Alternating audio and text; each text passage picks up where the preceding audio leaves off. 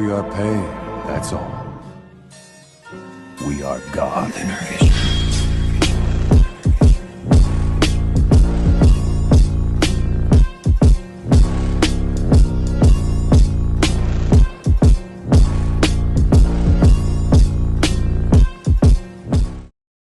Hey guys!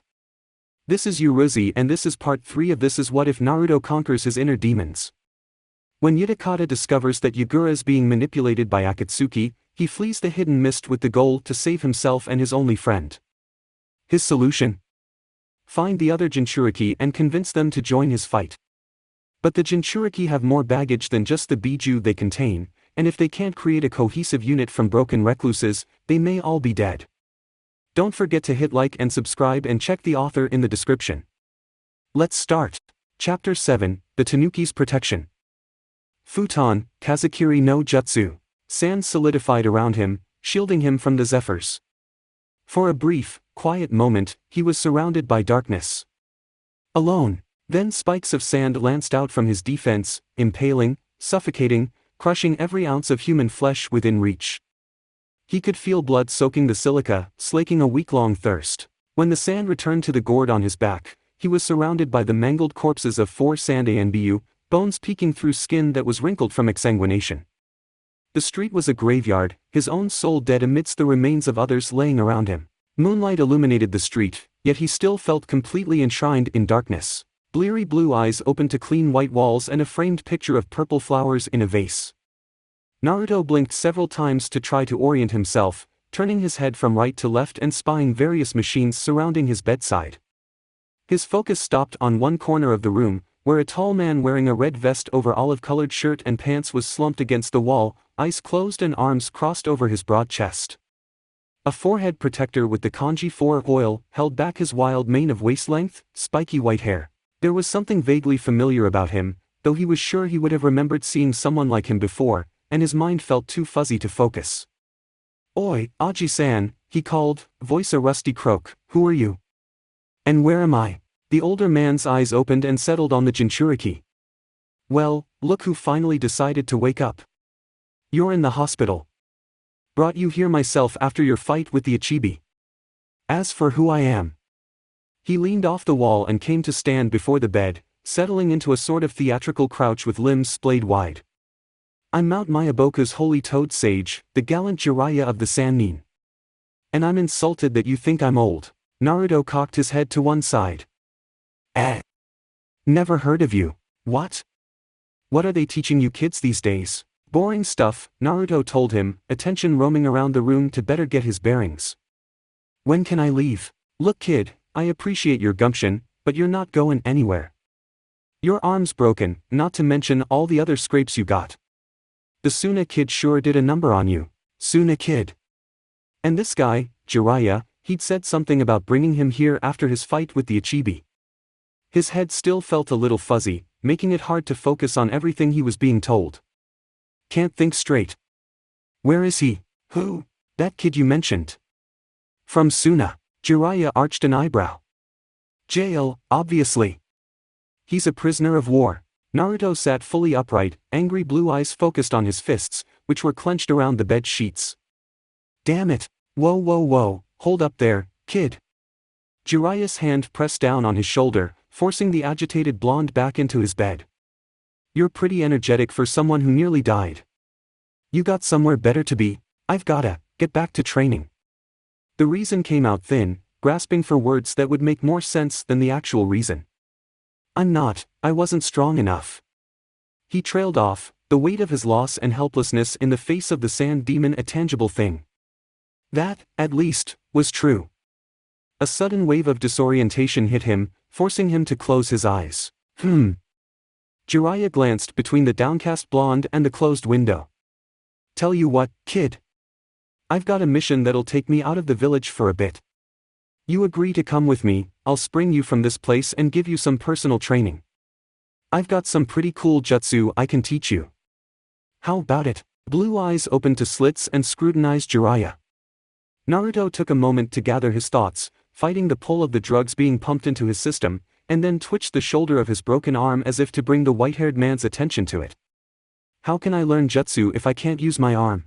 A truly magnificent shinobi won't let himself be handicapped by something so mundane, Jiraiya admonished boisterously. Soberly, he continued, but I've got a cool jutsu for you that only needs one hand to learn, if you're up for it. Really? That'd be awesome. Then he frowned. But only if the Suna kid can come, too. Jiraiya's brow furrowed. Kid, do you have any idea what you're asking? Not only is Gaara the Ichibi Jinchūriki, but he's the youngest son of the late Kazekage, and the linchpin of the biggest attack Konoha's weathered since the Kyuubi. He's also been diagnosed as a narcissist with severe sociopathic tendencies. You're talking about a textbook political POW, and an unstable one at that. Even if I could get him released, why would I ever bring him with us? You wouldn't get it. The older man leaned forward, hands gripping the bed rails. Dark eyes bored into blue, the red lines trailing from beneath them framing a mouth set in a flat line.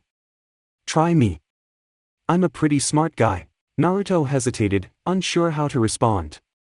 Jiraiya was a complete stranger, and even though he seemed kind, especially compared to the experiences he'd had with people growing up, Utakata and Rashi had told him not to say anything about them, and he wanted to keep that promise.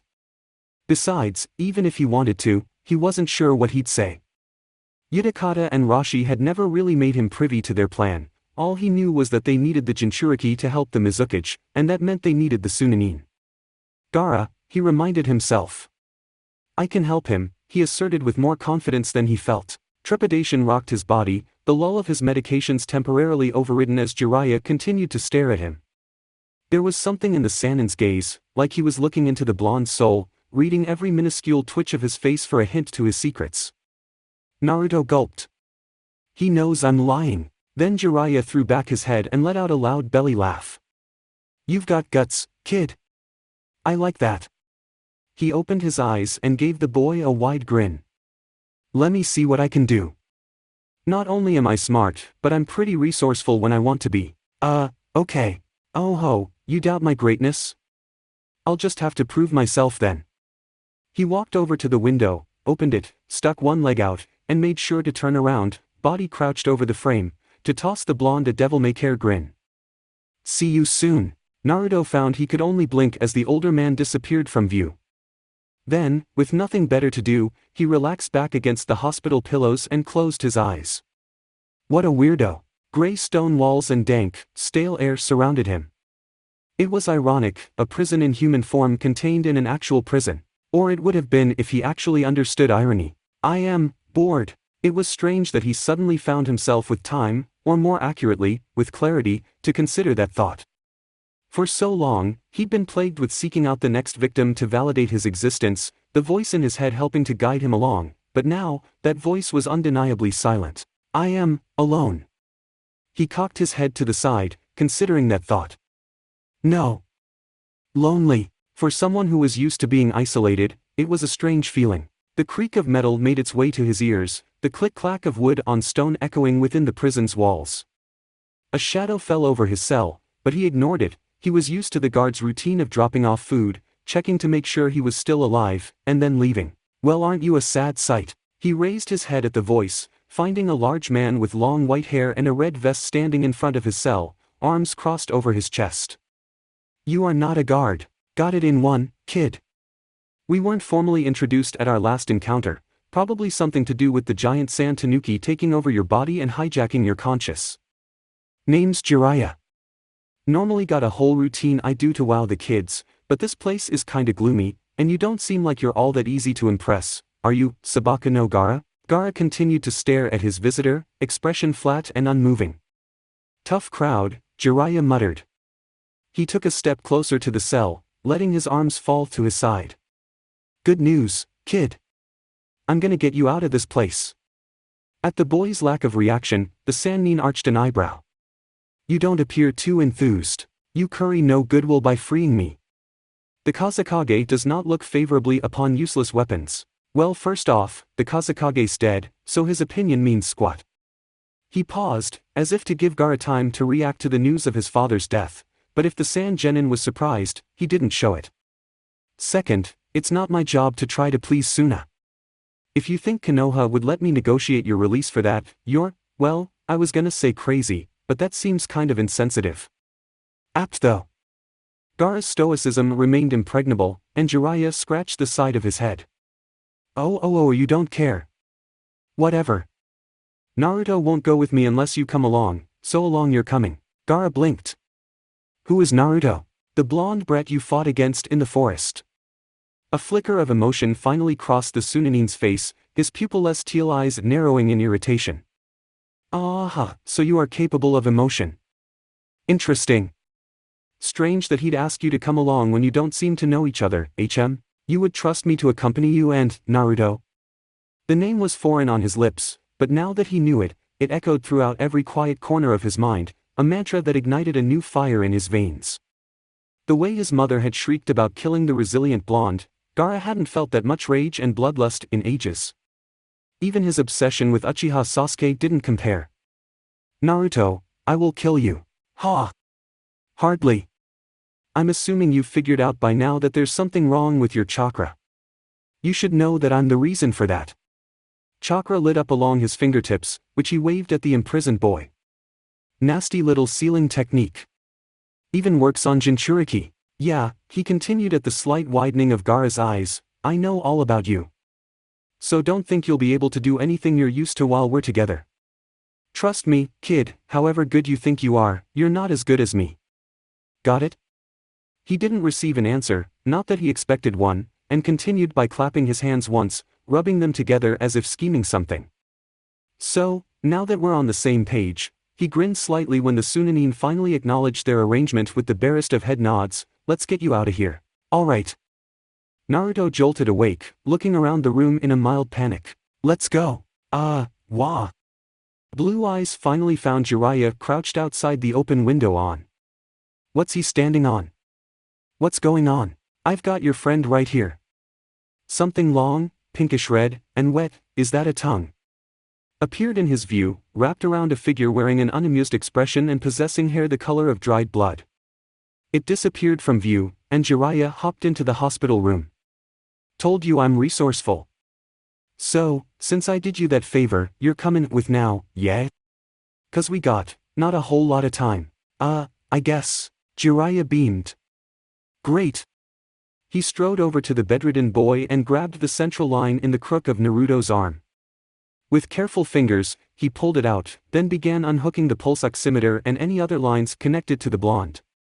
Beeps and whines from the surrounding hospital equipment filled the room, and the Sannin quickly scooped Naruto over his shoulder in a fireman's carry. The door to the room opened, and a nurse entered. She seemed frozen at the sight before her, and Jiraiya shot her a quick glance before announcing, that's our cue. He jumped out the window amidst the nurses yelling, and from his downward-facing position, Naruto got a view of a giant toad's warty head rising up to meet him. The blonde grunted upon landing, though it was drowned out by Jiraiya's yelled, let's go. The toad they were on leaped away from the hospital, landing hundreds of feet away in an empty training field. Jiraiya set Naruto on his feet in the moment of stillness, but he fell over when the amphibian again jumped, bringing them into the land of fire's vast forest. The toad's tongue came up and deposited a slimy Gaara, lips turned down in annoyance, beside the blonde. Hold on tight, kiddos, Jiraiya advised. He stood with feet splayed wide, arms crossed over his chest, waist-length white hair whipping in the wind. Naruto stared at him with a slack jaw, awed by the older man's powerful presence, a ship's captain staring out at the vast sea. This'll be a bumpy ride. Naruto leaned back on his hands, not trusting himself to find steady footing, and winced when too much pressure was put on his broken arm. Where are we going? To find the next Hokage. Why? Did something happen to Hokage-ji-san? Jiraiya angled his head so he was facing the blonde. His expression was the most somber Naruto had seen in their short interactions so far. The Sandaime was killed during the Tsunoto invasion. Shock pulsed through Naruto's body, his mind suddenly blank at the revelation. It must have been visible on his face, for the Sannin turned to face forward again to avoid looking at him. I'm sorry you had to find out like this. The hospital's been short-staffed and overworked since the invasion, and some of the higher-ups thought it prudent to keep you under sedation because of the Kyuubi. Unable to process all the information, Naruto latched on to the last thing Jiraiya had said, asking in a strained voice, the Kyuubi? People fear what they don't understand, kid. Fear leads to stupid, often irrational, decisions. And the Kyuubi, Well, I'm sure you already know all about that. You and your friend there. Naruto looked at the redhead, as if suddenly remembering he was there. Gaara stared back, expression intense yet unreadable. There seemed to be no soul in his gaze, and he forced himself to turn back to the Sannin. What? There were too many questions in his mind, questions about the Sandaime, about the invasion, their mission, Gaara, that he couldn't focus on getting out any of them. New Hokage's name is Tsunade, Jiraiya announced. He seemed to have realized Naruto's state and was trying to answer as many of the boys' unspoken questions as possible. We used to be teammates, but she's retired now. The singular line of thought broke through his haze, and Naruto asked, retired? Then how's she gonna be Hokage? Jiraiya tossed him a grin. I've got a plan. Don't worry, she'll come back. Mark my words. They fell silent as the toad continued to leap through the land of fire, both consumed with their thoughts. Emotionless teal eyes flickered between the blonde boy and the white-haired man's back, studying them. Gaara flexed his hand, trying to summon a trace amount of sand from his gourd. No particulates responded, and the corners of his lips turned down in an unnoticed frown. You said you had a cool jutsu I could learn with one hand. So I did, Jiraiya agreed. The trio, their toad escort had been released back to wherever it came from, were settled in a clearing deep within the land of fire, the late afternoon sun filtering through the treetops. Naruto fidgeted while watching Jiraiya, enjoying the combination of warmth tempered by a slight breeze even as he waited for the older man's instruction. Watch this. He held out his hand, and after a moment, a sphere of swirling chakra the size of a large orange formed in his palm. The blue of Jiraiya's chakra matched the blue of Naruto's wide eyes as he stared in amazement at the technique. The Rasengan, announced the Sannin. Recognize it? Naruto shook his head. Honestly, what are they teaching you kids these days? This is one of the Yondaime's signature jutsu. Cool. What's it do? Instead of responding, Jiraiya walked over to a nearby tree and thrust the Rasengan into it. The crunch of splintering bark filled the area, followed by the creak of the falling foliage. Once the tree was grounded, the Sannin turned to the blonde and said, "That's as good as you'll get, unless you want to volunteer to experience it firsthand." Naruto shook his head in rigorous denial, though his eyes remained enthusiastically bright. Jiraiya tossed the boy a water balloon. Start with this. What do I do with it? Pop it, obviously. Use your chakra. Don't get discouraged if you don't get it right away. It took the Yondaime 3 years to create the Rasengan, and it took me months to learn it using this method. He waved a lazy hand through the air as he walked in the direction of the village they'd seen before settling down. I'll check in on your progress later. Gonna go do some reconnaissance in the meantime.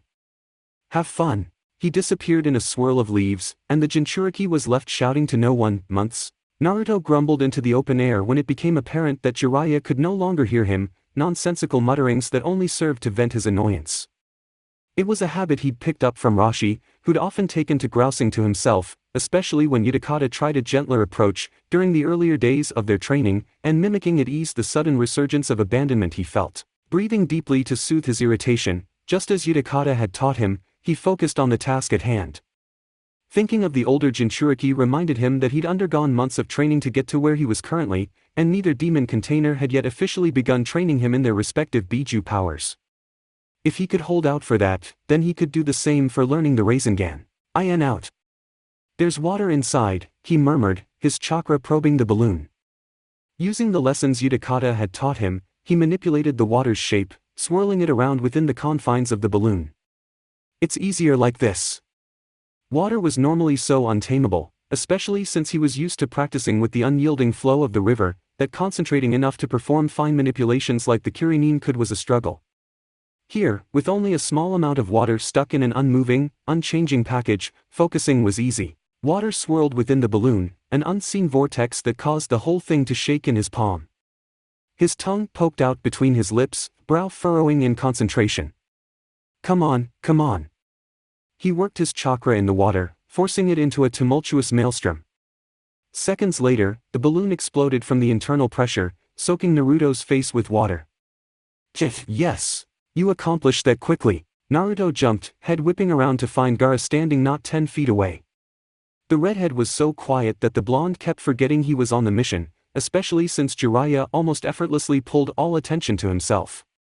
Yeah, thanks. Awkwardness filled the silence, and the leaf native suddenly became aware of how strange it was to be in such close proximity to someone who, upon last recollection, had been seconds away from killing him. So, how are you doing? Teal eyes continued to stare at him. Naruto repressed a shiver, finding nothing in the other boy's expression except the cold, uncaring promise of death. Why do you care? He finally asked, tone as dry as the desert he hailed from. Because, we're the same, you know.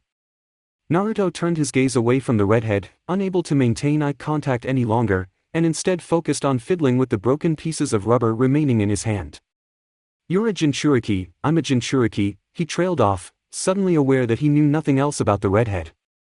With a tinge of hope in his voice, he asked, isn't that enough? No. His tone left no room for argument. I am alone, a product of darkness. Just me, and mother. His brow furrowed, and he stared at his hands, turning them over to examine both sides, flexing fingers keeping his attention. And now it is just me. Tiny particulates of sand hovered around his fingers. There is nothing in caring for others, and in killing you, I will prove my existence. You're wrong. Naruto clenched his trembling fists and held them rigidly at his side. Everything I learned from people I care about. They're Jinchūriki just like us, and they're the reason I was able to beat you. Why I can do this? He held out his hand, gesturing to the broken balloon. They care about me, they're the most important people in my life. Gaara was clutching his head with both hands. He shook it back and forth, seemingly caught in the throes of some personal nightmare. Shut up, he growled. Caring causes weakness. I will be strong. I will kill you. Naruto thought of his life, how alone he'd felt before Utakata and Rashi had discovered him and taken him under their wings. The crippling loneliness, the lack of anyone to push him towards his dream, it was easy to see how Gaara had turned out the way he had. Rashi hadn't been all that different at the beginning. Did Rashiaji and Utakata and I feel like that? You're wrong, he told Gaara, conviction strong in his voice, and I'll prove it to you. He held out his hand for Gaara to shake, hoping the other boy would bridge the gap and take it, a show of camaraderie. The redhead stared at the proffered appendage for a long moment, scrutinizing it, and then turned and walked away from the blonde. Naruto watched him go, a forlorn expression crossing his features. Maybe next time. Gaara watched from his seated position on the ground as Naruto struggled with the task he'd been given. Jiraiya had been visibly shocked to discover the blonde's success with the water balloon when he'd returned after his reconnaissance, though he'd quickly schooled his features and tossed his pupil a rubber ball with instructions to pop it and a warning that it would be much harder than the balloon. That had been a week ago, and Naruto's frustration was apparent. I understand your pain. His hands paused in their movements as he considered the thought, his practice interrupted. The cloud of sand particles floating in the air around him fell to the ground, free of his influence, and he frowned at his lapse. While Naruto was dealing with trying to break the rubber ball, the Sunanin's free time was spent trying to regain the control of his sand that Jiraiya's seal had apparently shut down. The process was arduous, painfully so, but over the hours and days of travel and training, his power had slowly but surely returned. It was fractional, nowhere near what he was used to, but it was coming back. For once in his life, Gaara was struggling, and in watching, observing, studying Naruto's plight, he felt kinship. Strange. The last time he'd felt anything close to this was in his meetings with Uchiha Sasuke, but there the connection had been emotionless. In Sasuke, he'd seen only the same desire to prove himself, to be the best by destroying the opposition. But now Gaara was as powerless as he'd ever been, neutered by the meddlesome Jiraiya, and watching someone he'd marked for death struggle against the odds was invigorating. He waited for the call in his mind, the voice of mother, excitedly urging him to relish in the thrill of his victim's futility, but it never came, and the redhead was once again reminded of how alone he was. For years, he'd listened to mother's voice, ranging from whispers to shrieks, and because of that, he'd never noticed the solitude. And before her, he'd had Yashimaru. Gaara gripped his head with both hands, teal eyes closing to shut out the images that flashed before them. His uncle's kind, violet eyes and sad smile invaded the darkness behind his eyelids, the memory of the man's voice echoing in his head. There is only one thing that can stop such heartache.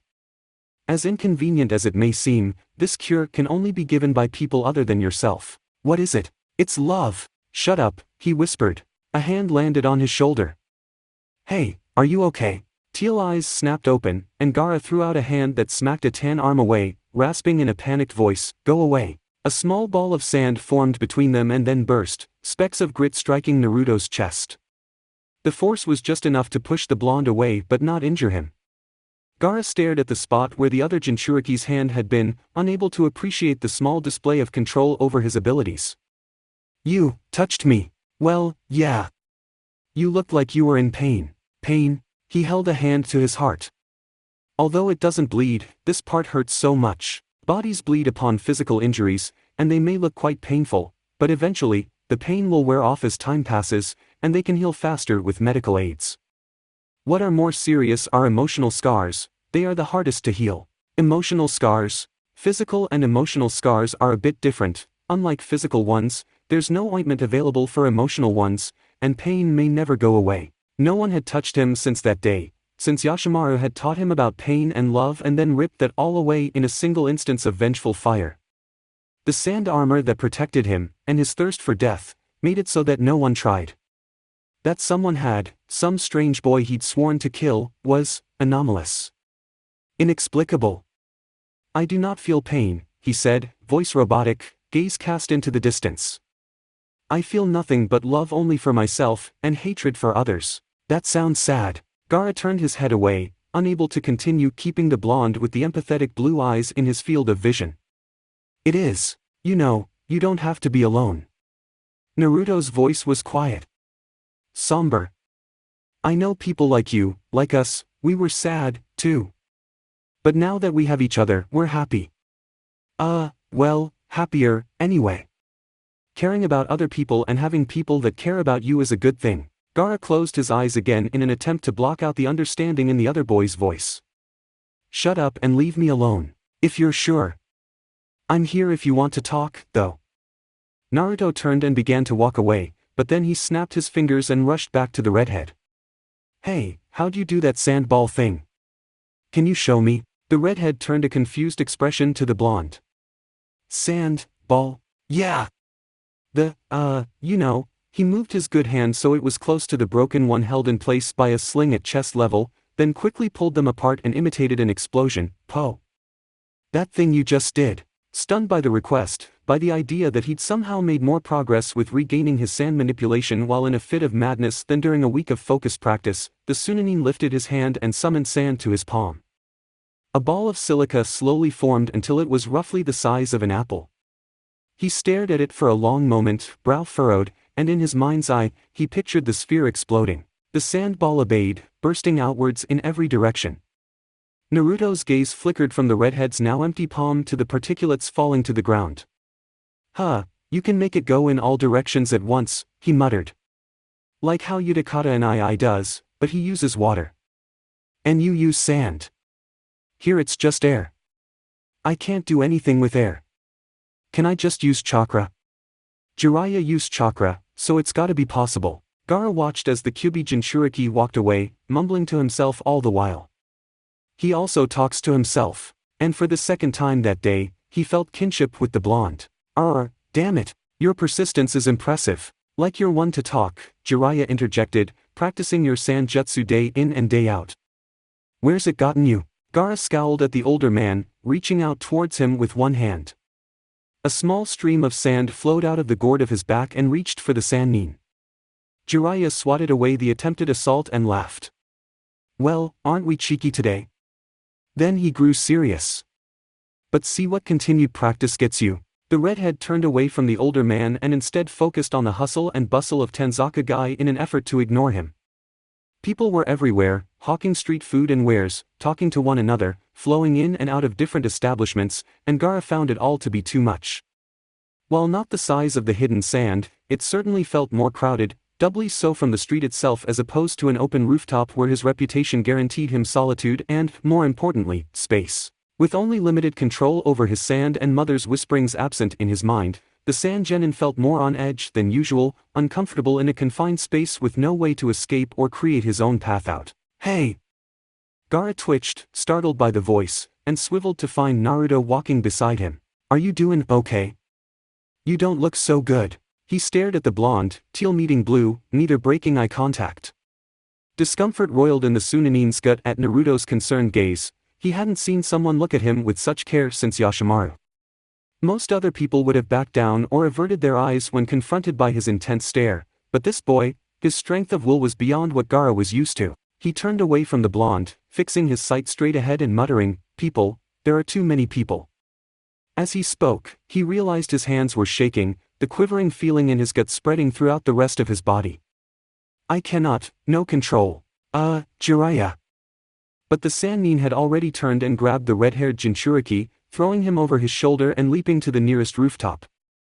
When the Sannin's actions registered, Naruto followed him, finding the older man setting Gaara down and then stepping away. He threw out a hand when Naruto landed. "Stay back, kid, give him some room." "What?" "He's having a panic attack," Jiraiya explained, voice quiet but hurried. "He's grown up in isolation most of his life, this place might be too much for him. And let me tell you, kid, the last thing we need is him losing control in the middle of the town. We need to help him. Even sealed, it's dangerous to get near an unstable Jinchūriki, Naruto." The blonde was creeping closer to the Sunanin, every step wary of the sand that was rising around the redhead in protective strips. It did nothing but float in the air as Gaara trembled in place, muttering to himself. Naruto rushed the last several steps towards the other boy and placed both hands upon his shoulders, wincing as his injured arm protested the motion. Gaara's wild eyes rooted him in place, and Naruto swallowed hard, realizing that he'd once again stepped into a situation with the Ichibi Jinchūriki that he was sorely prepared for. "Gaara, you need to calm down." "I know," he licked dry lips, pushing through the fear and forcing himself to continue, "I know what it's like to be beaten down by people. They don't get people like us, and that sucks, but you can get through this. 'Cause there are people who we can be around, other Jinchūriki, people like you and me, people who make life worth it. You don't always have to be scared of people, trust me. But you gotta calm down. Please." Slowly, Gaara's breathing evened out, his eyes returned to their normal, flat gaze, and the sand floating in the air around him lost cohesion and dropped to the ground. Naruto let his arms fall to his sides, sliding his wounded arm back into its sling as the redhead rose to his feet. Gaara shot him a brief glance and exhaled a quiet, unsure, "Thank you." Naruto smiled at him, suddenly hopeful. "You're welcome." "Damn, kid," Jiraiya exclaimed, "you've got balls of steel. Maybe not a lot of brains, but balls for sure." Thanks. Why don't you two stay here for a bit, HM?" the Sannin suggested. "So long as you promise to play nice, anyway. You haven't killed each other so far, so I think it'll be okay." He glanced between the pair. "Right? Yeah, we'll be okay." Jiraiya nodded. "Then I leave you to it. I'll be back soon." And then he was gone. Naruto glanced around as the smoke from Jiraiya's shunshin dissipated, finding Gaara standing at the roof's ledge and looking down at the city below. He approached the redhead and stood beside him at a respectable distance, shooting the other boy a quick side eye. "You're, not gonna jump or anything, right?" "No," came the flat reply. He turned to grace the blonde with the full brunt of his dead-eyed stare. "What do you want from me?" "What? You are present. Constantly. You remind me of someone who cared." He frowned, the concept of caring utterly foreign. "Caring is for people who love each other, but I tried to kill you. Your death would prove my existence, yet." He turned back to the street below, unwilling to finish the thought. "You do not make sense to me. You can care about anyone." Naruto protested. "Family, friends. I have no friends. I'm your friend." He fought the urge to wither under Gaara's unblinking stoicism, instead meeting the redhead's teal eyes with his jaw set at a stubborn angle. "Listen to me, damn it. Maybe all that crap is true, maybe you do suck at caring and, yeah, you tried to kill me, but that doesn't matter. That's all in the past. We've gotta look out for each other now. And in the future. Because I care about you, and you're my friend, and that's what friends do, believe it." Gaara didn't respond in the face of the blonde's tirade, staring at the other boy unblinkingly. Finally, he said, "You know nothing about me. You're a Jinchūriki, like me," Naruto asserted.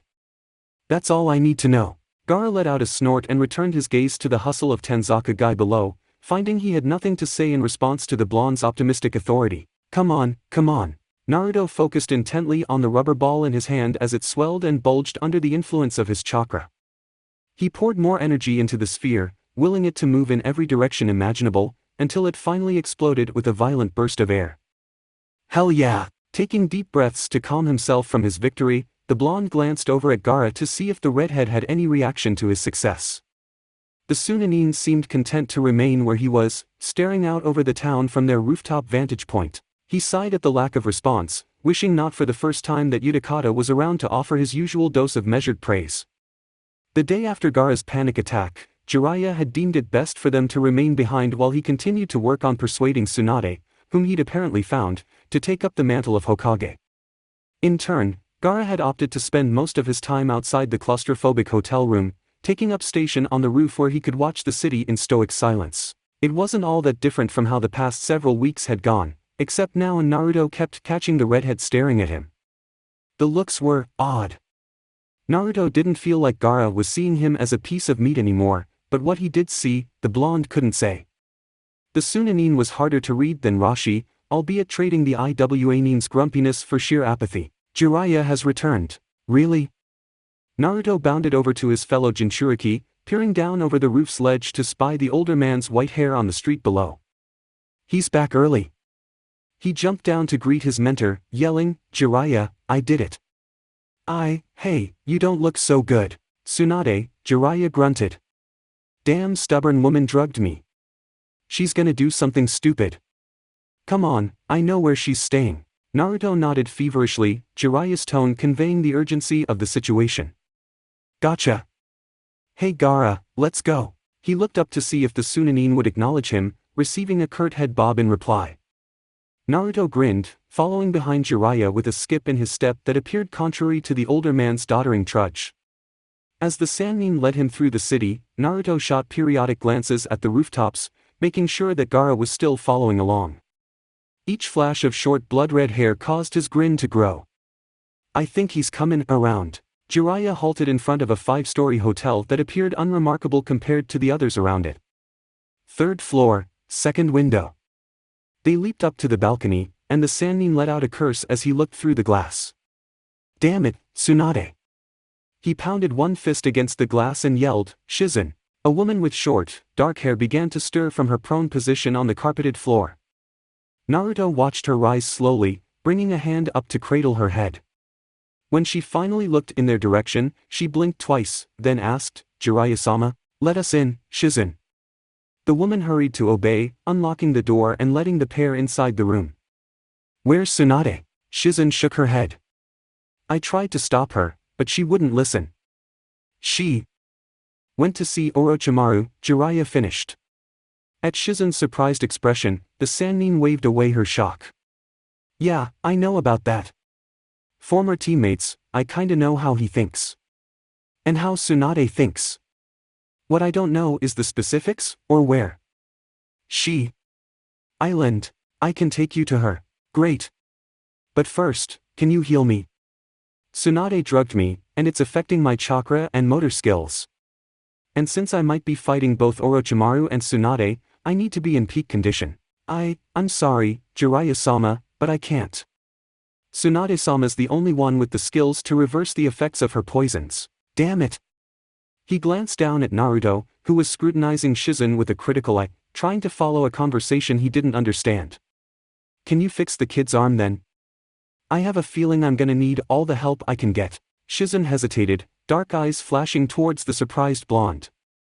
Yes, but, is it wise to bring someone so young into this fight? No, but I don't seem to have any better options. And it's gonna get worse, he muttered while Shizen knelt down and applied healing chakra to the blonde's arm, the pair introducing themselves to each other. Gaara! He shouted. Get in here. The Sunanin alighted soundlessly on the balcony, staring at the older man with arms crossed over his chest. I don't trust you, and you don't trust me. But right now, I need your strength. I can't unseal you, but I've been watching you. Your chakra is still there, and so is your power. You can control it if you put your mind to it. In spite of everything, I'm hoping that you're willing to use that power to help me. So, please help me. Naruto's gaze was fixated on the redhead as he digested Jiraiya's plea. This was the ultimate test of whether the Sunanin had really absorbed any of the words he'd tried to impart over the last month. That he'd listened to the Sannin at all was a drastic improvement. After a long period of silence, Gaara finally asked, "Can I kill them?" Jiraiya smirked. "You're welcome to try. Then I accept." "Great. Shizen, is the kid ready?" "Yes, Jiraiya-sama." "Then let's go." Jiraiya jumped out the window and was followed by Shizen, Naruto, and then Gaara. The two Jinchūriki stayed together behind the older pair as they leaped from one rooftop to the next, Shizen overtaking the Sannin in order to lead the quartet. Naruto ignored the pair's conversation, choosing instead to shoot curious glances at the Sunanin while flexing his hand and rotating his now-healed arm. "Feels good as new." Blue eyes flickered to Shizen's back. "Medical shinobi are awesome." He shot another look at Gaara before asking, "How come you decided to help?" "Killing strong people verifies my existence," intoned the redhead. "If Jiraiya feels he needs help to combat this threat, then the enemy must be worthwhile." "Oh, did you expect a different response?" "I dunno, I thought maybe you thought about what I've been saying." Gaara's teal eyes locked with his in a dull stare. "Your words are meaningless. Your words are meaningless." Naruto shouted in frustration. "Life's hard, but it won't get better unless you try." "Try, damn it, Naruto!" Jiraiya snapped. His head was turned to face the pair of Jinchūriki, attracted by the blonde's raised voice. "Now's not the time. I need both of you at the top of your game right now, which means no distractions." Naruto lapsed into silence at the reprimand, a flush of shame and anger coloring his face. With his words apparently taking effect, the Sannin added in a sober voice, "And you should realize that some people just can't change." The quartet was silent after that, each member consumed by his or her own thoughts, until they reached an older section of town partitioned by stone walls. Naruto gaped at the destruction that greeted them, pieces of rubble from broken wall segments strewn about the area. Scattered craters and fissures scarred the ground. "What?" Jiraiya whistled. "Damn, something pissed Tsunadeheim off, that's for sure. Do you think she refused Orochimaru then?" Shizen asked, voice hopeful. "Your guess is as good as mine. Either way, it's even more imperative that we find her, and fast." "Where would they have gone?" "I don't, oh, Taunton." The small pig Shizen had been carrying around jumped out of her arms with a squeal and sniffed at a green Haori with the kanji for gamble imprinted in a red circle that was on the ground. Naruto guessed by the pearl necklace. Why does a pig need a necklace? He wondered, made another sound and gestured to the north. "Seems like we have a heading," Jiraiya said. "Lead the way." They took off again, Shizen grabbing Taunton and leading them by the gestures and squeals the pig made. Taunton's nose led them to a field of grass on the outskirts of town, sparse rocks decorating the landscape. Moving around the area trading and evading blows were an ample-bosomed woman with blonde hair and a gray-haired male clad in dark purple. Observing them from a distance was a tall, lithe figure with straight, waist-length dark hair. "This is better than I expected," Jiraiya commented. "We need to help her." Shizen's voice held a lilt of panic, a register Naruto vaguely recognized from when Utakata started to freak out about something Yagura-related. "Agreed. And we need to go now," Jiraiya added, disappearing from view as the gray-haired shinobi was preparing to impale an immobile Tsunade with a kunai. Shizen and the two Jinchūriki performed their own body flickers, appearing in the midst of a cloud of smoke created by Jiraiya. When the haze cleared, the point of the kunai was embedded in a small shield of sand that had formed in front of Tsunade. The gray-haired male let out a noise of detached curiosity. Well, this is a new development." Sand slithered up the kunai and attempted to engulf his arm, but he jumped backwards before it could get a grip. "Oh Gaara-kun, you're so eager." Three heads turned to look at the Sunanin. "Gaara, you know this guy?" Naruto asked. "No." "Ah, Gaara-kun, your memory is so short," lamented the older shinobi. "We were just in the Chunin exams together." Gaara's expression remained unchanged. "I am only interested in killing the strong to prove my existence. You must therefore be weak." The gray-haired shinobi tilted his head down so that the sunlight flashed against his glasses, momentarily hiding his eyes. "Is that what you think? Move!" Jiraiya shouted, grabbing Tsunade and backpedaling with Shizen. Naruto was so startled by the command that he wasn't able to react in time, and he stood transfixed as the older male closed the distance between himself and Gaara in the blink of an eye, slamming a palm coated in blue chakra into the redhead's shoulder, right where Uchiha Sasuke's hand had pierced his skin a month ago. Gaara screamed as his muscles, ligaments, and nerves were shredded by medical chakra. Sand exploded from the gourd on his back and forced his assailant away. Pain! He shrieked. Mother, why is there pain?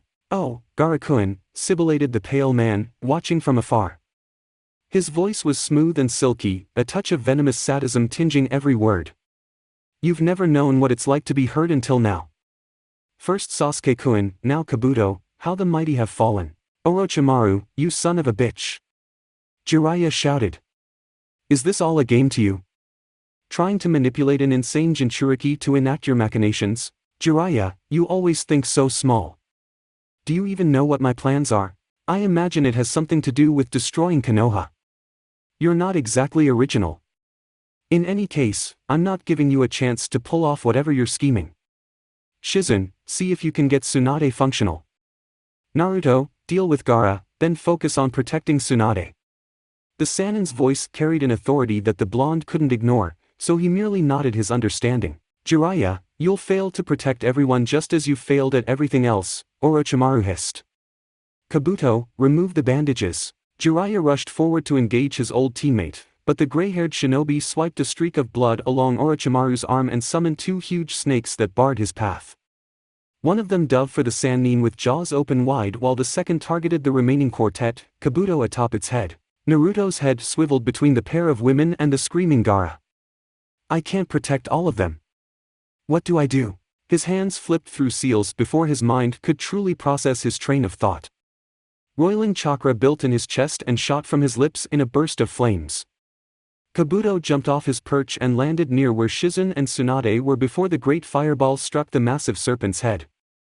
The snake let out a long hiss of pain and thrashed wildly, blinded by the conflagration. Naruto took the moment of distraction to run over to Gaara.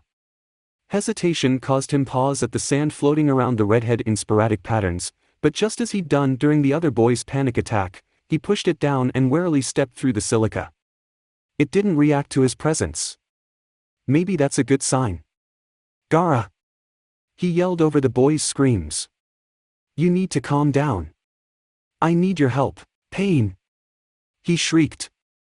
Mother, why do I feel this pain again? It was almost instinctive at this point for him to place his hands upon the Tsunanin's shoulders, taking care to be gentle with the one Kabuto had injured. Gaara twitched violently, wild teal eyes focusing on the blonde. Injuries can be healed, Naruto told him, making sure the other Jinchūriki heard him. Shizen healed me, she can heal you, too. You don't have to be in pain anymore, but you need to let me help you. I want to help you. Gaara continued to stare at him, but he'd finally stopped screaming and now seemed to be absorbing the blonde's words with a rapt attention that had been absent in their previous interactions. Naruto could hear the seconds tick by in his head, each one as loud as a drumbeat, and when enough time had passed that he felt he couldn't wait any longer, he positioned himself beside the Tsunanin and threw the boy's good arm over his shoulder. To his surprise, the redhead resisted neither his aid nor his touch. Come on, let's get you help. Yoshimaru's words from long ago came back to him. Help, this pain can be healed, but you cannot help me. The blonde grinned. Watch me. But let's do this one step at a time. With some effort, Naruto managed to get the Ichibi Jinchūriki to the prostrate blonde woman Jiraiya had instructed him to protect, dropping the Tsunanin beside her. Her honey eyes were locked in a vacant stare, and she didn't react to the presence of the two demon containers. Hey, Tsunade, right? I need you to heal Gaara. She remained unresponsive, and Naruto opened his mouth to try again, but lost his train of thought when Shizen suddenly landed in a heap beside them with a groan. Well, only one line of defense left. He looked up to find Kabuto bearing down on them, a wicked grin on his face. Tsunade, you've gotta help Gaara and Shizen. Please. They need you. Kabuto's chakra-coated hand speared towards him. For a second, Naruto saw Arashi's purple-sleeved arm extending towards him in a strike, and his body reacted by ducking beneath the limb. Now within the older shinobi's guard, Naruto punched his stomach and then slid around his back and shoved a kunai into his side. The blonde paused for a moment to catch his breath, the exhilaration of successfully applying Rashi's training in a real fight overwhelming him. Then Kabuto spun around and kicked him in the side, sending him skidding across the ground. Damn it, Naruto cursed. Stupid. He could hear Roshi berating him for his lack of awareness, especially in the middle of a fight, doubly so since he was in over his head. Again, you've got some talent, Kabuto said. His voice was nonchalant, carrying an undertone of detached curiosity. It's strange that I haven't seen you before. You see, I've infiltrated every Chunin exam for the last 8 years, which is how I know about Garakuen. And Konoha has a habit of showing off its prominent genin, which the skills you've shown so far suggest you to be. He plucked the kunai from his side and spun it around in his hand. Naruto's attention was drawn to the wound he'd created, blue eyes widening as it closed before his eyes. And yet you weren't in the Chunin exams, and you wear no hideate. It's quite the mystery. The sunlight glinted off his glasses, and combined with the smirk, Naruto was reminded of a mad scientist he'd seen in a movie once. I quite enjoy a good mystery. He disappeared, and Naruto only had a moment to blink before pain lanced through his left arm. Ah! I've severed the muscles and ligaments in your arm. Kabuto's tone was clinical, as if he hadn't just caused a spike of agony with nothing more than a simple swipe of his hand. Naruto's right hand clutched the opposite bicep in a vain effort to stem the pain, trying to hold on to an injury that had no external evidence. Now, what will you do next? Naruto grit his teeth against the pain, shooting a glance backwards at the people he'd been assigned to protect.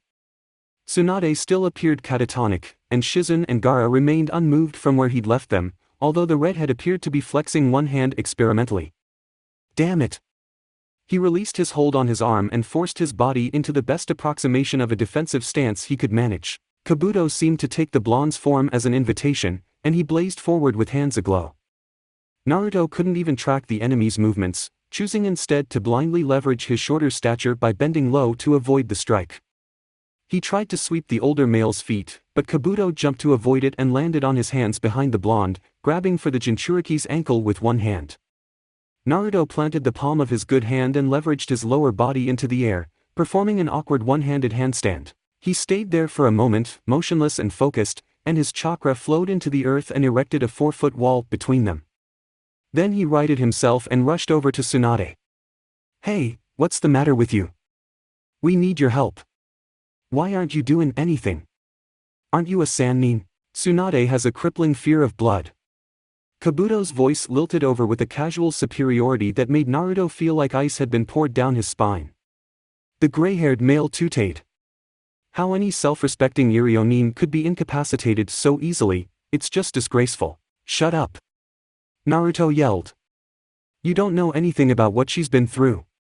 He turned back to Tsunade, blue eyes wide and beseeching. I don't know what's wrong, but you've got to help us so we can help you. Jiraiya said you're gonna be the next Hokage, and the Hokage protects his people. Nearby, Gaara's brow furrowed at the blonde's passionate plea, teal eyes flickering between Jinchūriki and Sannin. That's why I'm gonna fight to protect you, because I'm gonna be Hokage someday, believe it. Tsunade's hollow honey eyes rose to see the blonde for the first time, a vaguely familiar expression in her gaze. Naruto wondered why he recognized it, but was pulled from his musing by a slow, repeated clap before he could place it. Such a moving speech, Kabuto offered sarcastically. But really, did you expect that to accomplish anything? It takes more than cheerleading to move past the traumas Tsunade has been through. I know that. Naruto shot back. He couldn't tell if the reason his body was shaking was anger, fear, or indignation. People have hated me my whole life. I've always been alone and sad. It was the first time he'd ever voiced aloud, to an audience no less, that his life had been depressing, and it felt liberating in a way, the burden of carrying that undisclosed misery around for so many years finally given wings to fly free. But I never gave up on trying to be better. To feel better. And eventually I found people who wanted to be around me. They helped me feel like I was important, and now it's like what life was like before doesn't matter, because they're here now. When you find people that give you purpose, that's when you become strong. Tsunade's haunted look suddenly made sense. It was the same way Utakata would look at him and see Yagura. The brunette had described it once as seeing the specter of the Mizukage looming where Naruto stood, and that the image was chilling, a stark reminder of what he'd lost, but also what he was fighting for. Knowing what he did now about the pair's friendship and the imminent threat that had driven the Kirinin to leave his home, He now understood Utakata's emotional state, and by association, he understood Tsunade's, just a little bit. He steeled himself back in a defensive position in front of the Sannin. I'm strong enough to beat you. Bring it on, Kabuto smirked. If you insist. He darted forward with another burst of speed, and Naruto used his righteous anger to produce a slew of great fireballs to impede the other male's progress. The purple-clad shinobi swerved through each burst of flames, and Naruto found he couldn't change tactics fast enough to avoid the hand aimed at his chest. Shit! The medic's hand slammed into a small shield of sand that coalesced in front of the blonde's heart. Kabuto straightened from his attack, a questioning hum on his lips. Gaara-kun, how very unusual of you to defend someone else. Such vivacity, I can't say I expected you to interfere any further. Naruto shot a surprised look at the redhead, whose hand was extended toward him. His face was void of expression, and the blonde didn't think he looked any different than usual, but his actions felt strange, even taking into account that Jiraiya had asked for his help. Gaara, I desire to face strong opponents, Gaara said, to prove my own strength. His brow furrowed. Until recently, I was undefeated. Uchiha Sasuke, Naruto, I wish to understand where their strength comes from, what allows them to have achieved what others could not. My own mind came from solitude, but that was insufficient. If finding someone who gives you purpose truly gives you strength, then I will protect these people to grow strong. Sand poured out of the gourd on his back and reached for the older shinobi. Kabuto was forced to retreat as Naruto went over to the Ichibi Jinchūriki. You saved me. Gaara grunted, apparently done with any more long-winded proclamations. We have a mission. Yeah, right. Well, came Kabuto's smooth voice, it seems you have me outnumbered. I suppose I should even the odds. Shurkan no Jutsu. From within a scroll in his hand emerged a pale human body, its limbs and neck hanging awkwardly, like a puppet with slack strings. It shambled towards the pair with surprising speed, fingers twisting through seals. Sand spread out to catch the person, but the earth between their feet rumbled and then split, and Gaara's broken concentration was evident in the way the silica collapsed. Naruto quickly stabilized himself, used to how Rashi had started to alter the terrain in their training, and caught the blade-wielding arm that was poised to stab Gaara through the eye. He pulled the arm down and brought his knee up into the man's face, crushing his nose with a sickening crunch of cartilage. The man's head snapped backwards and he fell with the motion, and the blonde breathed a sigh of relief. But then the head straightened with a sort of forced jerk, and where blood should have been spewing from his broken nose, his face was clean. Wah! Globules of mud spewed from the man's mouth, and Naruto was too stunned by the development to react. Sand rose around him to absorb the incoming balls of earth, then shot forward, wrapped around the man's head, and compacted. Naruto turned wide blue eyes to Gaara, whose arm was again outstretched in his direction, hand in a fist. That was... Look! Kabuto was within feet of Tsunade, arm extended in a killing blow. Naruto's mouth opened, to yell for her to move, to cast a jutsu, to do something as he saw his mission come to an unfortunate end, and moved towards the Sannin even while he knew it was fruitless. Then Tsunade stood and punched Kabuto so hard in the stomach that the man's body seemed to fold around her fist. Naruto gasped in awe, and in that breath, the power of the blonde woman's punch sent the silver-haired shinobi rocketing backwards. She appeared to crack her knuckles before announcing in a strong voice, "A medic helps the weak. Protects them. And so does the Hokage. With me in charge, there'll be no more senseless deaths. And as my first official act, I'm gonna kick your ass." The Sannin brought her hand to her mouth before flipping through seals and slamming her palms on the ground. Kuchios no Jutsu. A massive white slug easily as large as the Ichibi had been, appeared beneath the woman. The gastropod spewed a greenish liquid out of its mouth that ate into the skin of the fire-blinded snake Kabuto had summoned. It thrashed around as its body dissolved, letting out a loud, sibilant shriek as the purple-clad shinobi retreated back to where Jiraiya and Orochimaru were exchanging blows atop the second summoned serpent. An oblong, white object roughly the size of an adult formed next to where Tsunade was standing atop the giant slug's head. It appeared to glide down the creature's back until it dropped to the earth behind the gastropod's body. "Hey, you two!" Tsunade shouted.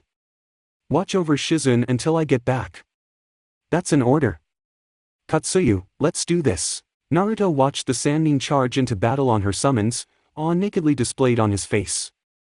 Where before Tsunade had seemed small and pathetic, in a way, nothing like what he would have expected from the next Hokage. She was now strong, decisive, and commanding, the epitome of leadership. He felt inspired. Despite his wish to be Hokage, he'd never seen one in action before, and now that he was finally able to witness one's true potential, it only made him covet the position more. "She's awesome. Should we not be moving?" Gaara's monotone question drew him from his reverie. Yeah, right." The redhead followed him as he rushed over to where Tsunade had directed them, finding a smaller version of the giant slug the Sannin had called Katsuyu on top of the unconscious Shizen. Short Eye Stalks turned to spy the two Jinchūriki as they approached. "If you place your hand on me, I can use Tsunade-sama's chakra to heal your injuries," she said in a musical voice. Naruto turned to Gaara to see what the redhead thought and was greeted by the other boy's usual stoicism. Shrugging, because the likelihood that Tsunade had summoned a creature that would hurt them seemed unlikely, he placed his mobile hand against the gastropod and heaved an immediate sigh of relief as soothing chakra flowed through his body. In short order, the pain that had crippled his lame arm was gone, and he windmilled the limb experimentally. "That feels great, thanks." He noticed Gaara lingering just out of his periphery, and finding the redhead's arm to still be hanging limply by his side, gestured for him to approach. "Come here, Gaara, she'll heal you up good as new." A flash of hesitation crossed the redhead's features and then disappeared. "I have not been healed before. All you gotta do is ask." "Come on," she already offered and everything. With noticeable reticence, the Sunanin stepped forward and slowly lifted a hand to the creature's slimy skin. The confused furrow of his eyebrows spoke volumes to his lack of understanding of the situation.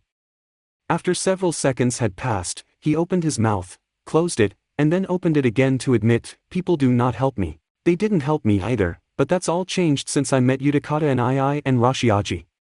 They'll help you, I'm sure of it. And I'm here to help you whenever you need it, believe it." Gaara stared at him for a long while, and for once, Naruto didn't feel like fidgeting beneath his intensity. Where before there had been a sort of hunger to the redhead's gaze, now it just seemed placid. Maybe not at peace, but studious, as if the blonde were a strange curio the Sunanin was finally starting to figure out. "So you're the brat Jiraiya won't shut up about." Naruto whirled on the spot to find the pair of Sannin approaching them, Jiraiya cradling his ribs with one hand. Tsunade's face looked haggard, lined with slight wrinkles that hadn't been there earlier, but her honey-colored eyes were stern, and her arms were crossed over her ample bosom. Now that he was up close to her, and not in the midst of battle, her presence was imposing. Where Jiraiya was easygoing, borderline irresponsible, Tsunade was all business, her tone brusque and unamused, and the blonde felt an immediate respect for her. "She's like Rashiaji." "Ah, yeah, Jiraiya trained you for sure," she commented dryly.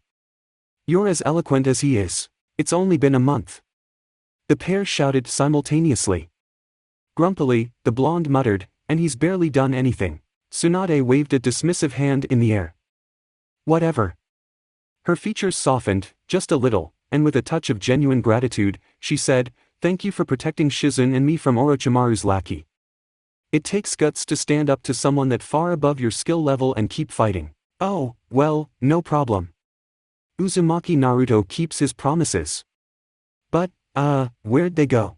"Crawled back to whatever hole they came out of," Jiraiya answered.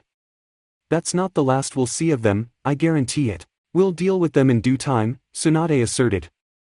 "Meanwhile, I'm more curious about you." She took a step towards Naruto, stern expression back in place, and the same sliver of fear that had gripped the blonde during the early months of training with Rashi rolled down his spine. "See, I've known Jiraiya for a very, very long time. He's got a lot of skills, including Katan and Doton, but he's never specialized in defensive jutsu. Flashy, that's his style. And as loath as I am to admit it, Kabuto has a point. All active shinobi wear their hideyate in some fashion. That kid's got his," she continued, thumbing at Gaara, where the hourglass insignia of the hidden sand was inscribed on a metal plate sewn to the strap of his gourd. "Hell, even Jiraiya's got his stupid thing." The white-haired Sannin blustered at her choice of words, but she spoke over him. "And for someone who wants to be Hokage, that sort of pride is tantamount." She grabbed the green jacket that they'd dropped on the ground upon arriving, reached into the pocket, withdrew a leaf forehead protector, and tied it in place around her head. Then she leaned down so her face was in the blonde's, and Naruto gulped at the proximity, the Sannin's authority a near and weighty presence.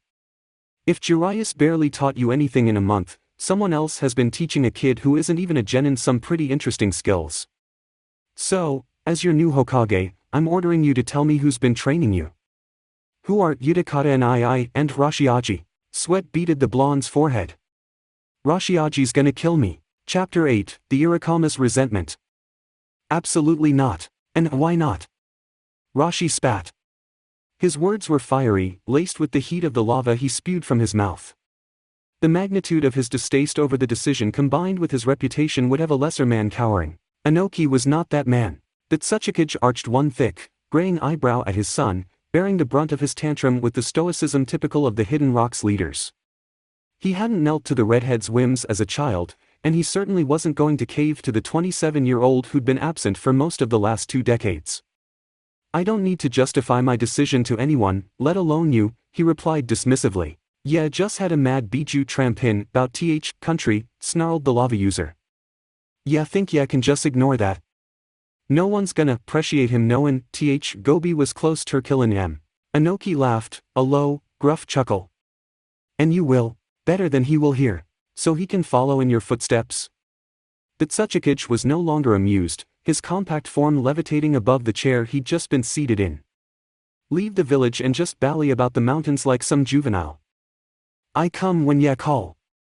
Rashi shouted. Just saved your ass from Gobi, didn't I? You're our weapon against such threats, it's your duty. I'm your son, not some dog on a leash, ya daft, ol. Enough. Tanuki bellowed. His hands were close together, a tiny sphere of white light held between them. He took several deep breaths, and the outline of a cube that encased the light dissipated.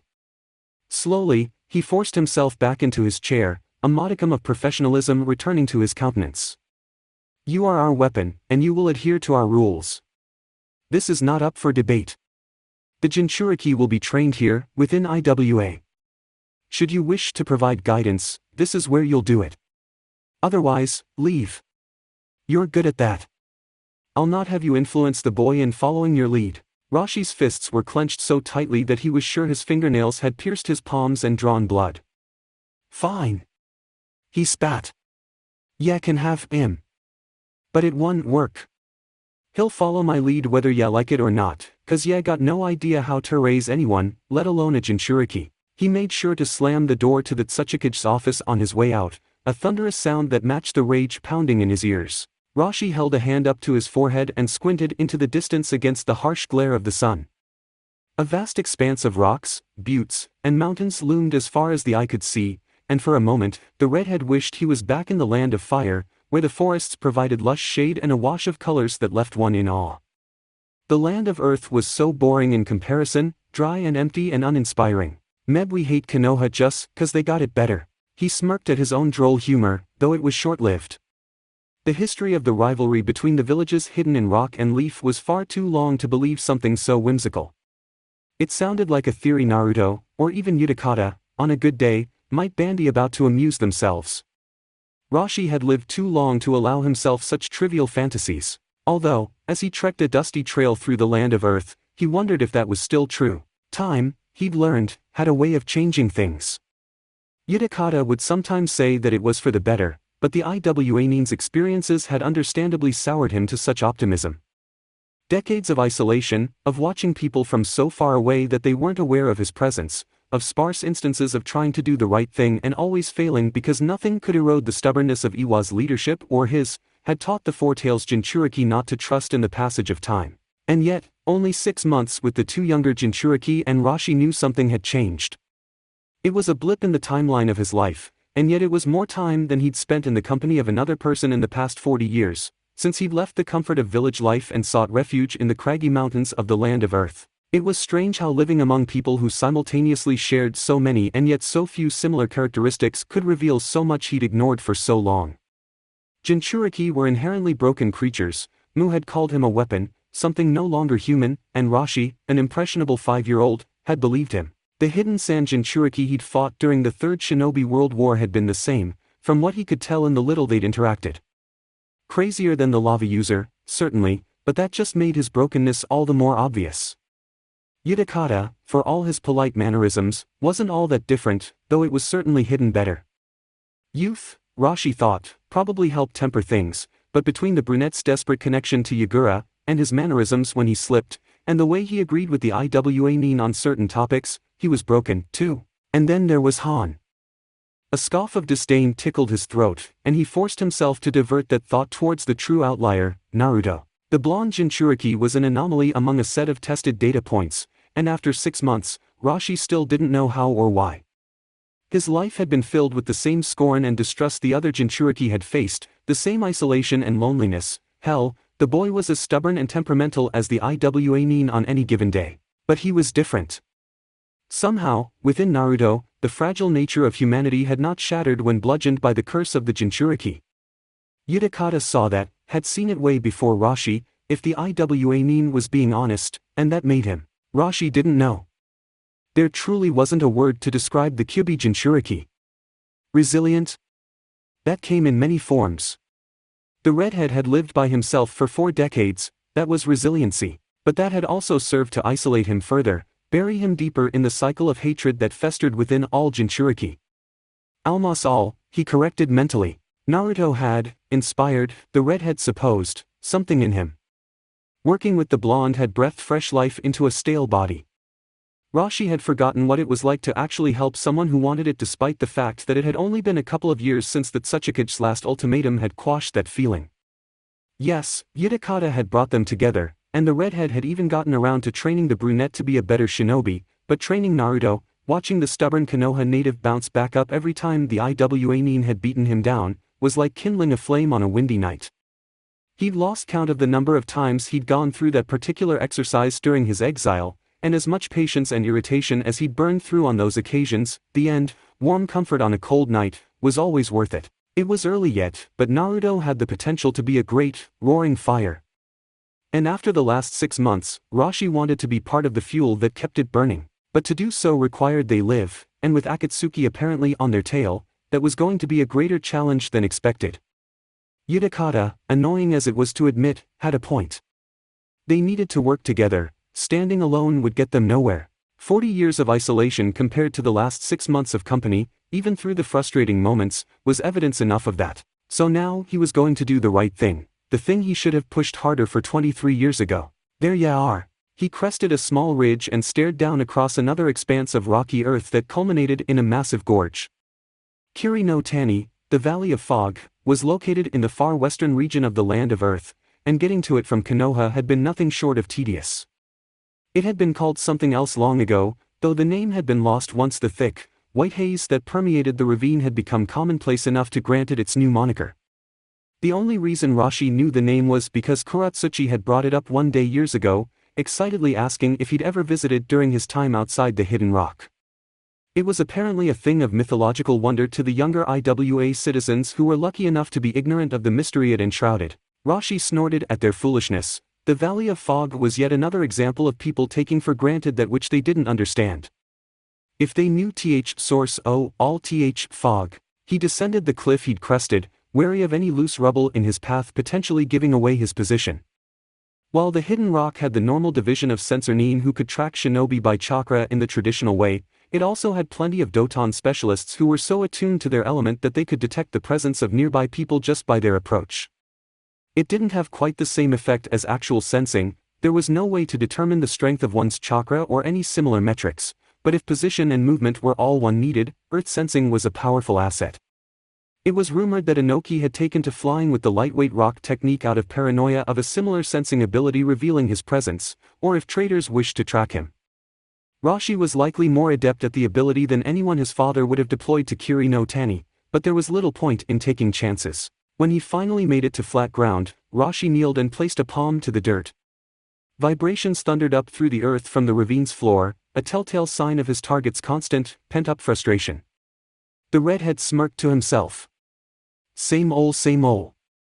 He tried to ignore those movements and focused instead on the surrounding area, on everywhere that overlooked the Valley of Fog. That would be where the sentries were posted, either too afraid or too disgusted to get close to the monster contained within walls hundreds of feet deep. Just too yeah. Tsuchikage's gettin' lazy. Not that it mattered, It just made his job a bit easier. He angled his heading towards the closer guard, stepping lightly and approaching at a slow, careful pace to avoid alerting the other shinobi to his presence.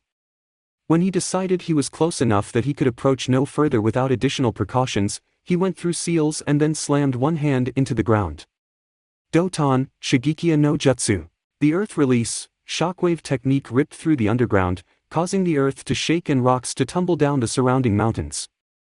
Earthquakes weren't uncommon in the land of Earth, and one so far away from most villages, which were built with infrastructure to withstand smaller ones, wouldn't draw any undue attention, even from the guards of one of Iwa's most prized possessions. The rumbling of falling rock and heaving of the ground disguised the redhead's footsteps as he sprinted towards the first chakra signature. The guard had his back to the redhead, far enough from the edge of the precipice he was on to avoid being hurtled into the ravine by an errant aftershock. Rashi withdrew one of his curved kunai from its sheath and thrust it through the shinobi's heart with barely a thought. The man's form sagged into mud, collapsing at the Jinchūriki's feet. Rashi jumped as two hands emerged from the earth, reaching for his ankles to drag him underground. He grimaced at his haste, expelling a stream of lava into an incoming wind jutsu that cooled into a concave shield and then succumbed to gravity. Dark eyes glanced around to find the second guard standing on a precipice on the opposite side of the ravine, chakra-enhanced winds emanating from his direction. Stupid, he berated himself, ye know better than to leave ground. Chakra flared to life around him and formed into dark obsidian. With a quick application of the added weight rock technique, his mass multiplied, and he plummeted to a field of earthen spires that had been set up below him. Rock crumbled beneath his impact, causing clouds of dust to billow up and cover the area. He shed the obsidian armor, allowing it to fall away in bits and pieces. Once it was gone, he breathed deeply, glad to feel solid earth. Like most Iwanin, Rashi didn't like leaving the ground. Their strength typically came from the earth, and losing that advantage could be akin to a death sentence. For the redhead, that went even further. There was an intrinsic, instinctual feeling of belonging when he was on the ground, and disconnecting from it felt like leaving home.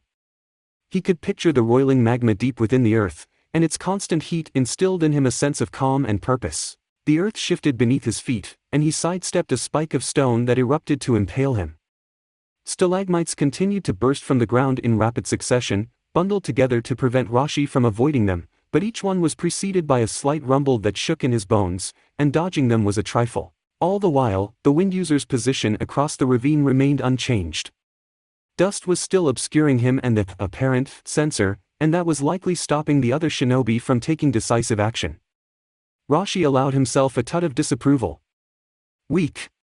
Doton, Sazuraishi. Rock rose around both sentries, entrapping and then crushing them. Rashi scowled as he felt the sensorine slip out of the gravel technique's hold. Yeri annoyin. He spun on his heel, summoning rock to cover his fist, and punched the open maw of an incoming earthen dragon. Stone showered the area, and Rashi waited patiently for the Iwanin's next move. He half expected the other shinobi to run away, but the earth remained still. The dust between them finally cleared, and Rashi saw the face of his opponent for the first time. Brown eyes went wide at the sight of the redhead. You're the Yanbi. The lava user flared his chakra, and as the sensor tensed in expectation of an attack, the curved blade of the redhead's kunai erupted from the man's chest.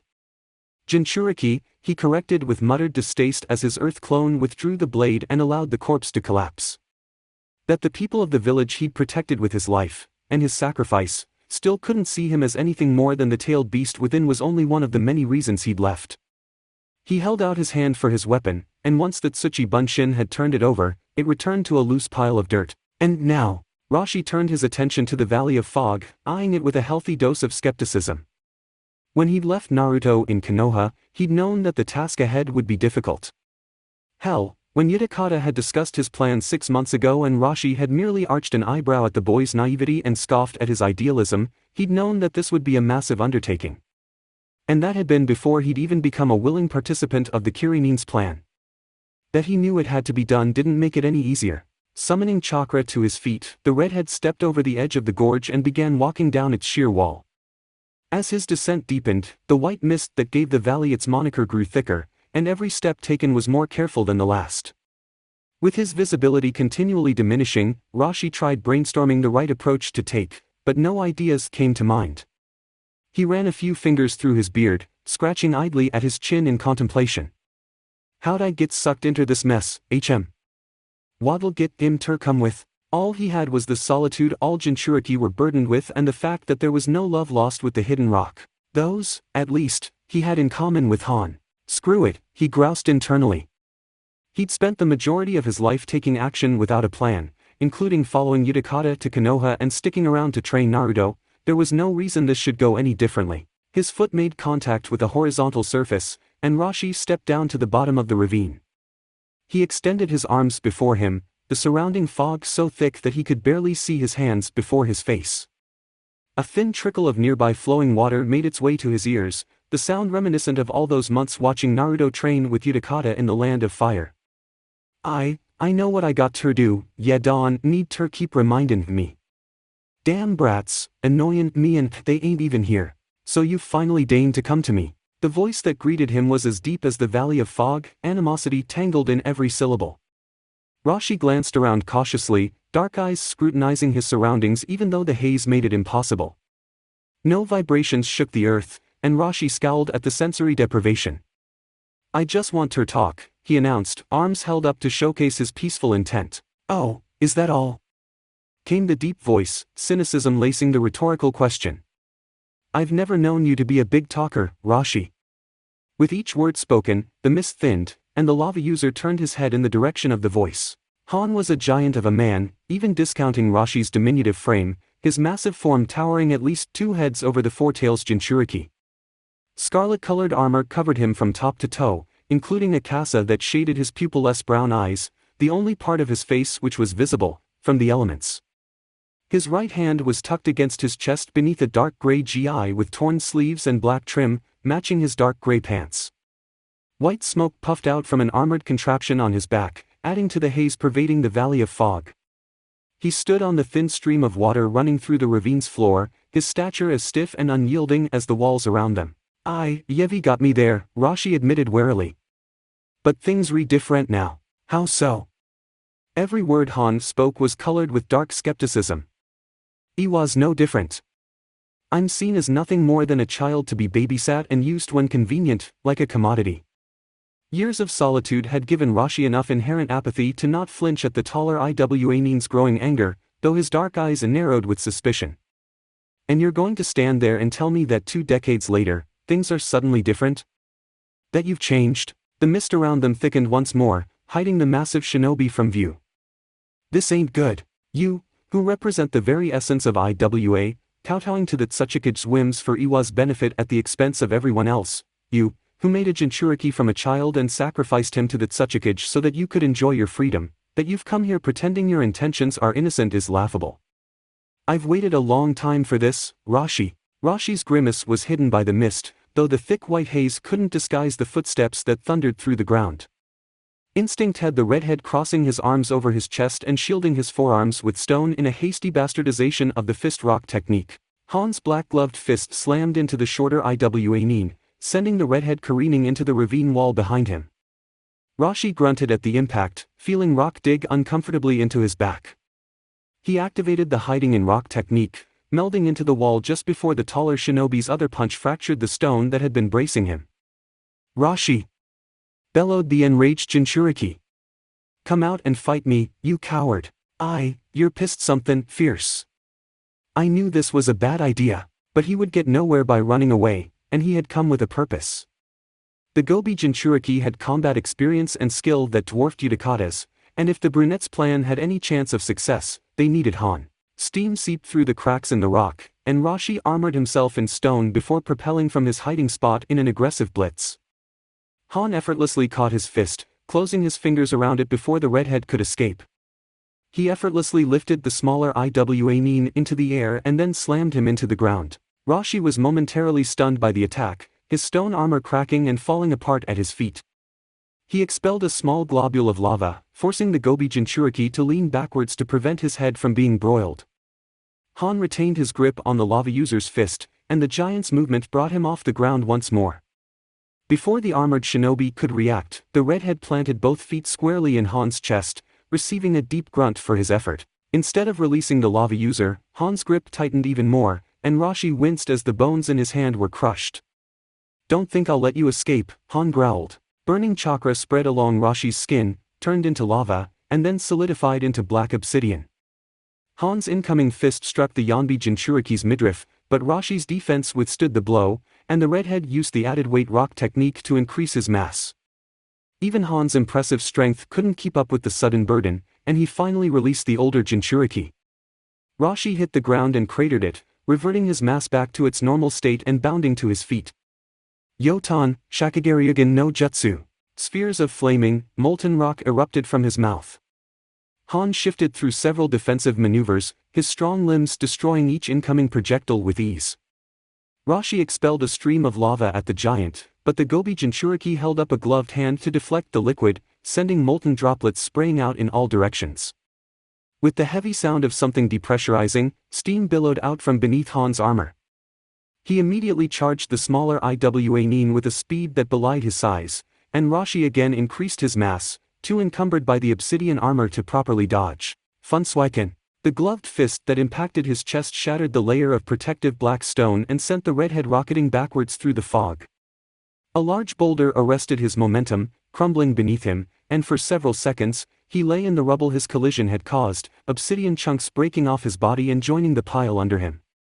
"NNN, Gessin, that's Kariki Muso," he mused darkly. After the end of the Third Shinobi World War, Inoki had taken some strange delight in regaling him with the great success Han, then a teenager, and still early in his tenure as a Jinchūriki, had breaking through Konoha's forces with his unrivaled strength style of fighting, as if Rashi cared about competing with his fellow Iwa-nin.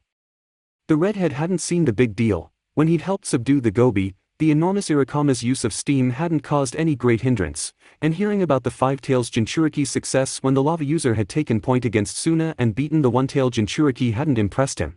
But if this was what a true master of Futon could accomplish, the powers of an untamed Bijū in a trained human host, he had underestimated the power of boil release. And Han, clambering to his feet, caused him to grimace in pain. "I ain't been beat this bad since, trainin' with Mu." Thunder rippled through the ground, and Rashi threw himself to the side as Han burst through the fog in a bull's rush. Waves of steam were expelled from one side of his armor, the burst of pressure pivoting his body to face the older Iwa-nin. For a moment, there was an opening in the swirling fog, and the Yanbi Jinchūriki saw unbridled hatred in the giant's pupilless brown eyes. Then, with a gesture, the haze was all-encompassing once more. "You can't dodge forever, Rashi. I can so long as we're on ground." Han may have been bigger, faster, and physically stronger, but he didn't fight like a shinobi of the hidden rock. Boil release was a combination of water and fire releases, so none of the earth-related training that Rashi had gone through to master lava ninjutsu had been imparted to him, including earth sensing. More vibrations echoed through the ground as Han's footsteps reverberated his intentions, and Rashi again dodged the linear assault, spinning around to launch another scorching steam rock technique at the giant's back. Suetun, Daibakufu no Jutsu. A flood formed of river water blew Rashi off his feet from behind and carried him in the direction Han had charged. The redhead tumbled around in the deluge, twisting his fingers through familiar hand seals even while disoriented. Doton, Doryahiki. Doton, Doryukatsu. A thick rock wall erupted from the ground between the two Jinchūriki, hiding the older rock shinobi and the incoming great waterfall technique from Han's view.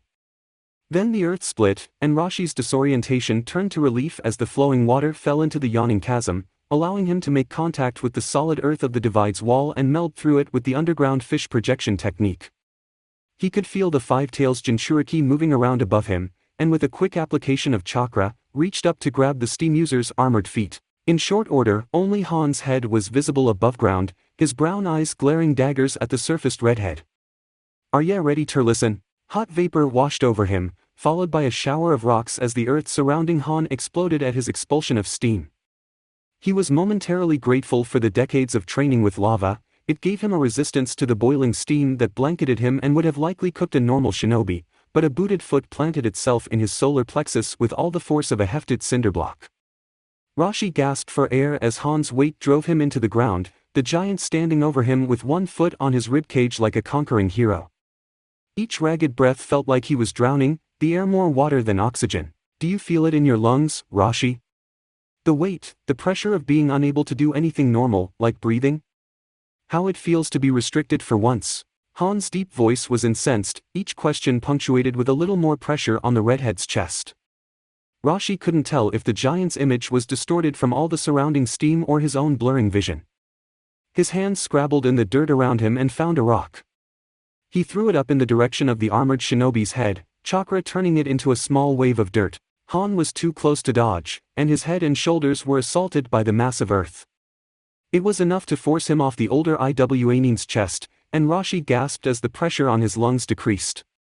He flared his chakra, the heat of his lava armor burning off the surrounding fog, and the ability to breath became instantly noticeable. Instinct forced him to his feet, the training of a shinobi raised to ignore his pain and take advantage of any momentary weakness taking over, and he charged Han, lowering his shoulder and throwing his weight into the man's midriff. Han fell backwards, still distracted by the redhead's unexpected dirt deluge, the ground cracking under his weight. Rashi blazed through seals and slammed his open palms against the larger Iwanin's armored chest. Doton, Chokajigen no Jutsu. His chakra spread throughout the Gobi Jinchūriki's body, increasing Han's weight exponentially. Rashi, he growled, the chink of his armor as he tried to lift his arms echoing with the hatred in his voice. What did you do to me? Same thing I did to Gobi, he replied, rising to his feet and wincing as his bones cracked. Adrenaline gone, he suddenly felt all of his 50 years, his body screaming after the beatdown Han had delivered. The giant's struggles became more pronounced, and Rashi summoned lava from beneath the earth to flow around the taller Iwanin and harden into strong obsidian bands that further restricted his movement. Even still, the armored shinobi continued to move, and Rashi had to admire his tenacity, or his hatred, to resist both the ultra-added weight rock technique and his restraints. Steam billowed out from beneath Han, but even that wasn't enough to propel him into an upright position. Now are ya ready to listen? Han managed to lift his head just enough for pupilless brown eyes to momentarily shoot daggers at the redhead. To whatever high and mighty speech you have. His head fell back, cratering the ground beneath it. Hardly. You're wrong. Shocking. I came here to help ya, ya daft idiot. Rashi snapped. The giant's sarcasm and obstinance was becoming a test of his thin patience. His respect for Utakata, and the tribulations the brunette had gone through to convince him to travel with him and keep him in Konoha despite his own stubbornness, rose. If yet shut up fair 5 minutes. Help me? Like you helped me after I became a Jinchūriki? Like you helped me when Iwa taught me to be a weapon? Or are you referring to how you helped yourself? Rashi heaved a sigh laden with regret and settled into a cross-legged position on the ground. I made a mistake. And I ain't a skin yet ter forgive me. When I asked ter train ya, Anoki told me I had ter stay in Iwa ter do it, and I wasn't gonna let him have control o' me again. But th passed, and I ain't here ter fix it. Then why exactly are you here? Jinchūriki bein' targeted. Han barked a laugh.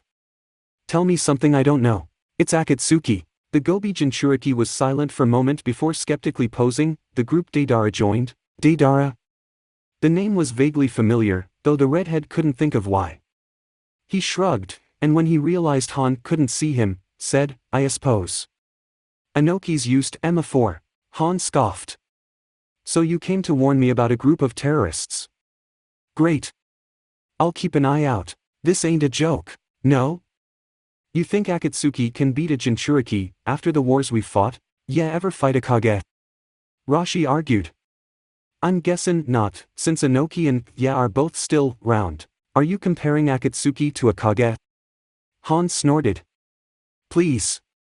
They recruited Deidara. If they're getting help from Akatsuchi's pathetic excuse of a friend, then they aren't the threat you make them out to be. Every team's got a weakest player, even Bijū. And if ya think Ichibi's nothin' ter sneeze at, you're wrong. 'Cause us, I'm only one who's fought it. Sides, ya just lost ter me. You got lucky, Han growled. And luck's all they need ter get ya. Meb ya think ya can take M, but they think they can take ya, and that means that we got ter take M seriously. We? You're proposing, what, an alliance to defeat Akatsuki? Between you and me? Something like that. Han laughed, a deep, cynical sound. Rashi wondered if he had sounded as skeptical when Utakata had proposed the same thing 6 months ago. You've never cared to protect me before, Han said, a sneer in his voice, and I already told ya, I tried. Rashi shouted in frustration. He was on his feet now, face approaching the color of his hair as his short temper spiked. Yevi met that old bastard Tanuki. Spent more time with him than you, that's for sure. Han spat. And, yeah, still think anything I said woulda got ya put under me? The redhead bellowed. I got no power in IWA. I'm a weapon, same as ya. Yeah, think bein' son o Tsuchikage means anything compared to bein' a Jinchūriki. It's all shit. IWA, Anoki, our lives, our duty. We get nothing 'cause no one gives a shit, so I failed to protect ya for. I tried to save myself, and look how I ended up. Yeah, think ya would have been any different if I'd been there, eh? You're still a Jinchūriki, yeah, still would have been alone and hated and pissed.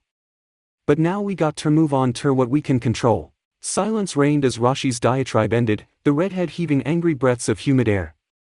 The redhead wasn't even sure if what he'd said had made any sense, or that it would sway Han to their side. It had been a rant to air his own grievances, the boiling rage that had consumed him since he was a child, and it had felt good.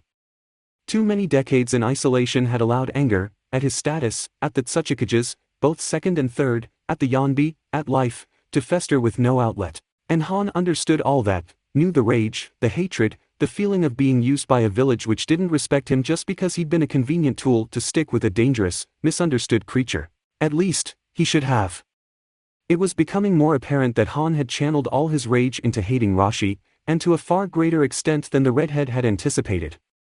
His current injuries were a testament to that. What do you want from me, Rashi? Han finally asked. His deep voice was controlled, his anger carefully stuffed within his armor. Rashi wasn't sure whether to interpret that as a good thing or not. I want ya to come with me. I can't go anywhere right now. Rashi hobbled over to Han and laid a hand upon the obsidian bands tying him to the earth. With a quick manipulation of chakra, the stone fractured and broke away. Moving to touch the giant's armor, another burst of chakra released the Gobi Jinchūriki from the ultra-added weight rock technique. He stepped back as the steam user rose to his feet, his impressive height towering over the redhead's short frame and making him feel suddenly inadequate. You're free now, Han scoffed. Hardly. A free man needs no guards. We don't all have the luxury of going wherever we want on a whim. I took care, your guards. Han stared at him, and if any more than his eyes were visible, Rashi might have called the expression shocked. You're welcome. You're as free as I am now, if ya want to call it that, he added dryly. Digging into a pocket, he produced the river rock engraved with the kanji 4. I got one these, too, know. It ain't like I'm above it all. Han's hand was once more buried beneath his GA. From the movement of the cloth, it seemed like he was fidgeting with his own stone. And yet, the giant noted in a clipped tone, you freely admit to killing your fellow shinobi, and you fear no consequence. Rashi snorted. If that's how ya see em. I don. Meb there's other shinobi who are more my fellows. Got to take risks to reap rewards, What, you think I'm more like you than they are? The redhead's face grew solemn. You're a Jinchūriki, ain't ya? That's more than most can say. And as strange as it sounded, Rashi trusted Han more than the other Jinchūriki. Utakata, for as well-meaning and polite as he appeared, had greater priorities than the lava user, namely the safety of the Mizukage. And Naruto's naivety, his unwavering devotion to his village, only accentuated his youth and inexperience, meaning Rashi had no appreciation for his judgment. But Han was an IWA nin. He knew how the hidden rock operated, knew that Tsuchikage's temperament and games, shared the country's history, and had grown up under the same thumb the redhead had. As much as the bigger Jinchūriki would hate to admit it, their situations weren't actually all that different. They weren't all that different. That Rashi could take Anoki in a fight, and that his tendency towards disobedience had led the Tsuchikage to reign in the Gobi Jinchūriki tighter than he had his own son, were about the only true variations that immediately came to mind. Han stared at him for a long moment, as if trying to discern something from the older IWA nin's serious expression. Rashi waited with more patience than he ever would have considered himself capable of, hyper-aware of the fact that the major obstacle he'd feared in trying to recruit Han, that the Gobi Jinchūriki would try to kill him outright without hearing him out, had been cleared. Rushing the armored shinobi now would only risk driving him further away. Fine. The giant's arms were crossed over his chest in a show of petulant defiance. It reminded the redhead a little of Naruto, and the corner of his mouth twitched with humor. Let's see what freedom feels like. A distinct sense of nostalgia followed Rashi as the pair of Jinchūriki traveled out of the Valley of Fog and began the arduous journey back to Konoha. This time, though, he was the injured one, slowing their pace to a crawl, not Utakata, and Han had taken his place as the skeptical, unwilling to help. And, for once, he was starting to feel like he needed it. Without the adrenaline from his fight, his body was protesting every movement he made, the power of Han's strikes finally becoming apparent. He wasn't skilled in the medical field, but it didn't take a genius to figure out that the larger Iwanin had done a thorough job of bruising or breaking his hand, shoulders, back, chest, and ribs. One hand clutched his aching side in an effort to quell the pain throbbing there as they ascended another mountainous crest, a grimace stretching his lips. This better be been worth it. Where are we going? The gruff answer came through gritted teeth. Konoha. It sounds like you're in pain. Yeah, did a number on me. Good. Han's deep voice sounded just a little pleased. So you're not gonna offer to help me? Why should I? You can handle yourself. Rashi sighed, though he had to admit that he hadn't really expected the younger Jinchūriki to make any altruistic gestures. Automatically, how do you expect to work together if you won't help me? Rose to the tip of his tongue, but he bit it down. He would make no inroads with Han by asking for help, and getting the Gobi Jinchūriki to stay was now priority number one. He summoned chakra to his injured hand, drawing dirt to his palm and manipulating it into an earthen glove. With a thought, it hardened to stone. It'll have to do, he mused, admiring his handiwork. While it didn't ease his pain, the makeshift cast would at least prevent him from doing further damage to his crushed fingers and wrist. It was a pity he couldn't do the same for the rest of his body, though the image of trying to make it back to Konoha while partially encased in a rock body cast caused him to snort in amusement. Han's armor clinked as he turned to the redhead. What's so funny? Nothing, the giant scoffed. Right. Your life is so good that you find walking amusing. Sometimes you got to appreciate irony, like the irony of going to the village of our sworn enemy. That kind of irony. Rashi shrugged, regretting the gesture when his shoulder throbbed in protest. Something like that. And why exactly are we going to Konoha? 'Cause that's where our base is.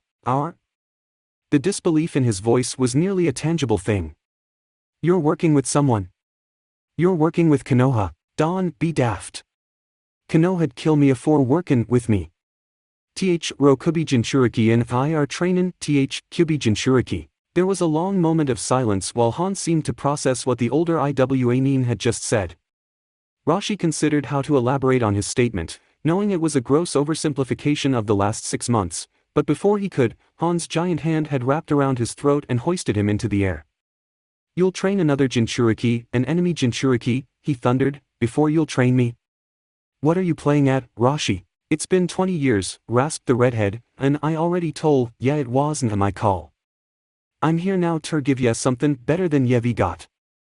Ya think things can't change? Things, yes. You, no. I came fair didn't I?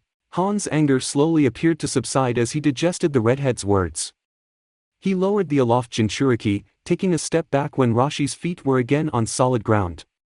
When he spoke, his voice had returned to a measured baritone, though a trace of hostility still remained. What's the point of all this? You're going to tell me that you've been in Konoha, working with other Jinchūriki, all to, what, rescue me from Iwa 20 years too late? It's all part plan.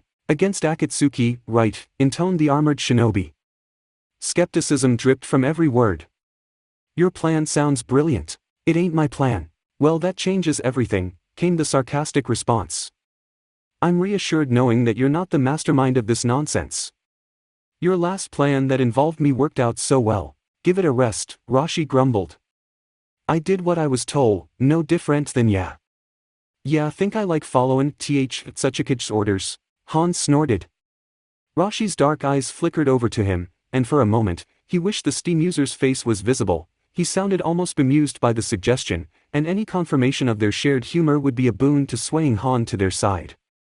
I suppose not.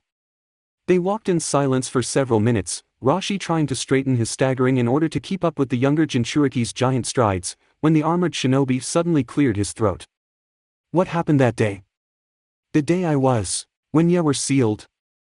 Han made a noise of confirmation, though to Rashi's trained ears, it sounded like he was trying to feign disinterest. Yeah, Don, remember? It was a busy day over 20 years ago. Han snapped. I'd be surprised if you remembered. I remember, he interjected. Yeah, Don, forget something like that. His pocket shook, an intense heat radiating from within. Rashi dug his hand into his pocket, pulling out the river rock engraved with his call sign. The kanji was glowing a bright reddish-orange, and it vibrated within his clenched fingers. Now what? He exited his hideout in the southern mountain range of the land of Earth, looking northeast toward the hidden rock, but a thundering through the earth drew his attention directly east. A cloud of dust on the horizon greeted him, a feeling of dread coiling in his stomach at the sight. Inoki had been claiming since the end of the Second Shinobi World War that another conflict was on the horizon, but the redhead hadn't expected something so literal to come knocking on his doorstep. He took off in the direction of the approaching dust cloud, sprinting across the wasteland to intercept the threat. Much quicker than he expected, apparently because the imminent threat was covering more ground than him, the enemy was revealed. Several 100 feet tall and twice as long, a horse-like creature covered in snow-white fur galloped towards him. 5 elegant tails whipped behind it as its hooves pounded a thunderous frenzy across the land of Earth. Its head was the only non-equine feature, its oblong shape more reminiscent of a sea creature, for long protrusions spiking from the back of its head like reverse horns. Despite having never seen it before, it was obvious what he was facing, and why he'd been called Gobi. He blazed through hand seals and slammed his palms against the ground. Doton, Retsudo Tensho. The land ruptured, blocks of solid earth rising and falling at random as the tearing earth-turning palm technique took effect, creating a massive shift in the landscape. Rashi hoped it would delay the massive Bijū, giving him a moment to come up with a strategy. The 5 tails leaped over it, and Rashi craned his neck to watch the tailed beast, almost majestic in midair, avoid every pitfall of his altered landscape. When it landed, the earth fell away beneath its hooves, creating a massive pit which appeared to contain the creature. So you got my message, eh? Dark eyes turned to the sky, where the diminutive form of the Tsuchikage floated above him. Rashi scowled, watching his father bring his hands together and form a spark of white chakra that quickly expanded into a semi-translucent cube. Are ya mad? He hollered. Drastic times. Inoki yelled back. Jin-tun, Genkai Hakuri no Jutsu. Rashi bounded out of range of the disintegration technique as heavy, hot, white smoke, like boiling fog, rolled across the area. A rush of wind sent the white haze rushing past him, and when he turned around, the Gobi was in the air again, head lowered to ram Inoki. The tiny Tsuchikage held his ground, spitting earth over his fist and hardening it to stone before punching the 5 tails. It buckled under the blow, head practically bowed in deference to the strength of the third earth shadow. As its body fell, its tails came up and struck the unsuspecting Iwanin, sending Inoki hurtling through the air. The Tsuchikage righted himself and roared, "Are you gonna just stand there or are you gonna do something? I'm working on it." Yotan, Kakazan, do you think I care about how you fought the Gobi? Han interrupted testily. Yeah, I wanted to know about that day, Rashi argued. I want to know why it was me, growled the armored shinobi. You were there, you have to know the reason. I wish I did. The truth was, he had no idea where Han had come from, why he'd been chosen, or anything else associated with the larger Jinchūriki. He and Inoki had eventually contained the Gobi after a long battle in a wasteland marked by divots, uneven earthen features, cooling lava, and broken rock. The pair were holding their position atop the 5 tails' elegant back, hands channeling chakra into the creature to keep it buckled under its own Chokajigan-affected mass, when the sealing team had finally begun their task. He hadn't seen the brown-haired waif of a child who had been turned into Iwa's newest weapon until the sealing had been completed, and even then, Han had remained blissfully unconscious, and Rashi had been too tired to question anything. In his 27 years of life to that point, the Gobi had been the hardest battle he'd fought by far. He hadn't even been able to resist when his brother had approached and thrown the redhead's arm over his shoulder in a gesture of support. He shook off the memory. Yeah, still Don, remember anything about your past? Han didn't immediately respond, and Rashi gave up the conversation as lost. Between the redhead's isolation and the armored shinobi's resentment, that their dialogue had continued as amicably as it had was a feat unto itself. Nothing relevant, Han finally said in a gruff voice. They lapsed into silence after that, and the redhead spent his energy focusing on how to make his travel as physically painless as possible. He shot infrequent glances at the giant Jinchūriki beside him, trying to judge his companion's mood, but Han remained unreadable, his eyes fixed straight ahead. Rashi let him be. Han needed time, and probably exposure to Naruto, and until they reached Konoha, he could only grant one of those. So they traveled in silence, at an even more sedate pace than the one Rashi had used to get from Konoha to the Valley of Fog, stopping to eat and rest as needed. When they reached the land of grass, Han's interest seemed to peak, his head swiveling around to take in the sights of the vast green expanses noticeably absent from the land of earth. That interest only increased when the land of grass gave way to the land of fire, its towering trees and bright flora a captivating sight. Rashi stayed silent in the wake of his fellow Iwanin's quiet awe, taking a deep breath of the tempered air and allowing clean forest air, not dust and desolation, to fill his pained lungs. "Ah, so this is where you've been staying, HM?" Han seemed to make an active effort of looking around, not bothering to disguise his intrigue. "Quaint. It's different than Iwa, that's fair sure." He continued moving deeper into the country. "Come on, we ain't there yet." It was still several more days before they reached the spot Rashi had taken to training Naruto, a little outside of Konoha proper. Their campsite was still there, as empty as he'd left it. That Utakata hadn't returned probably wasn't something to be too concerned about. There was no telling how long it would take to locate the Nibi and Hachibi Jinchūriki in the hidden cloud, nor the Ichibi or Nanabi Jinchūriki, if his intention was to go for all available resources. Everything looks the same. There's no gettin' barons, that's fair sure. So, this is it then. Now we wait. For what? A Jinchūriki to show up. And how long will that take? Rashi shrugged. If Naruto don't show soon, I'll go get him. Han leaned against a tree with a huff of annoyance, arms crossed over his chest. Whatever. The Yonbi Jinchūriki followed his example, sitting down at the base of a trunk and massaging his aches as a sense of exhaustion came over him. His eyes began to droop as the weight of his travels suddenly became too much. Something wrapped around him, and dark eyes snapped open to find roots binding him to the tree trunk. Across from him, Han was struggling against his own bonds, but his strength seemed diminished. Rashi's own limbs felt heavy, as if he'd used the Kajugen on himself and couldn't handle the increased weight.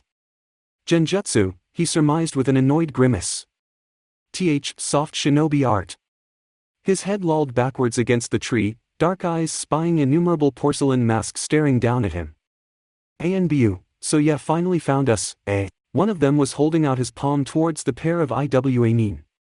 Rashi felt a strange lethargy at the power emanating from this Konohanin, one which dragged at his body's core. "Do not resist, and you will not be harmed," spoke the Bijū. Lightning raced down from above, forming a collar of electricity around his neck. "You have no other recourse than to submit." Rashi took a moment to assess his surroundings before managing a lazy, rolling gesture with his shoulders, an attempt at a shrug. If ya say so. That's it for part 3. Thank you for watching and see you in the next video.